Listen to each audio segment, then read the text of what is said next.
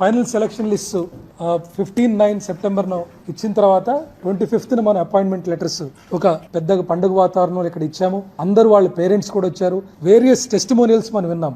ఎలా చదివి ఎంత కష్టపడి ఈ పోస్టులోకి వచ్చినాయి, వాళ్ళు ఎలా కష్టపడ్డారు, ఎలా చదువుకున్నారు, ఇవన్నీ కూడా మనం వీడియోస్ కూడా చూసాం. So I don't want to cast doubts on the merit or eligibility of any of the candidates. వచ్చిన వాళ్ళందరూ కూడా వాళ్ళ ఎలిజిబిలిటీ ఉండి రూల్స్ ప్రకారం వచ్చిన వాళ్ళే కాబట్టి ఎవరిని కూడా ఏ ఒక్కళ్ళు కూడా వీళ్ళకి అర్హత లేకుండా వచ్చారు నేను ఒక్కళ్ళని కూడా అన్నాను. ఎందుకంటే everybody is the most deserving candidates. 241 court cases. In fact ప్రతిరోజు ఏదో ఒక కోర్టు కేసు చిన్న పెద్ద పడతా ఉంటే ఎప్పటికప్పుడు మరి కోర్ట్స్ ఏమి మన మాట వినరు. వాళ్ళకి న్యాయం ఏది ఉంటే వాళ్లే చెప్తారు, మనిషిని చూసి కాదు. సో న్యాయం చెప్పేటప్పుడు రెండు వాదనలు విన్నారు, వాళ్ళ వాదన విన్నారు, మనం సబ్మిట్ చేసిన వాదన విన్నారు. కాబట్టి మనం సబ్మిట్ చేసిన ఏదైతే రిప్లైస్ ఉన్నాయో కోర్టుకి ఎక్కడ కూడా ఎవరు తప్పు పట్టలేదు. కాబట్టే 241 కేసులు పడినా కూడా we're able to do in record time of 148. So ఇది ఓవరాల్ గా క్లుప్తంగా నేను ప్రాసెస్ గురించి చెప్పదలుచుకున్నాను. ఎందుకంటే ఎక్కడ starting from application, online process కానివ్వండి,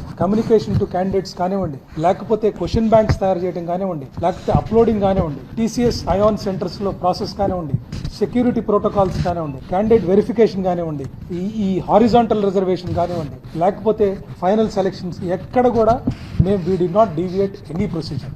మేము ఎప్పటికప్పుడు ఇంప్రూవ్ అవ్వాలని మేము చూస్తూనే ఉన్నాం. ఇంకా నెక్స్ట్ సిస్టమ్స్కి నెక్స్ట్ డిఎస్సి ఖచ్చితంగా ఈ సెప్టెంబర్లో అని చెప్పి మనం ఆల్రెడీ సెప్టెంబర్ అక్టోబర్ అని జాబ్ క్యాలెండర్లో ఆల్రెడీ అనౌన్స్ చేయడం జరిగింది.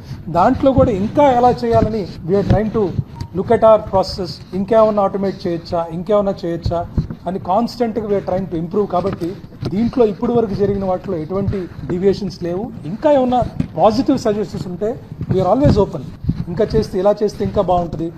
మాకు ఇంటర్నేషనల్ బెస్ట్ ప్రాక్టీసెస్ కానీ నేషనల్ బెస్ట్ ప్రాక్టీసెస్ కానీ ఇంకేమైనా ఉంటే స్టడీ చేస్తున్నాం. ఈ 2-3 రోజులని కాదు, ఎగ్జామ్ అయిపోయిన దగ్గర నుంచి వీ హావ్ డాక్యుమెంటెడ్.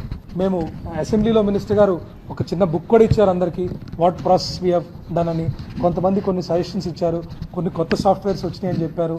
ఇవన్నీ కూడా వీఆర్ స్టడీ ఏది ఇంకా ఇంప్రూవ్ చేయడానికి.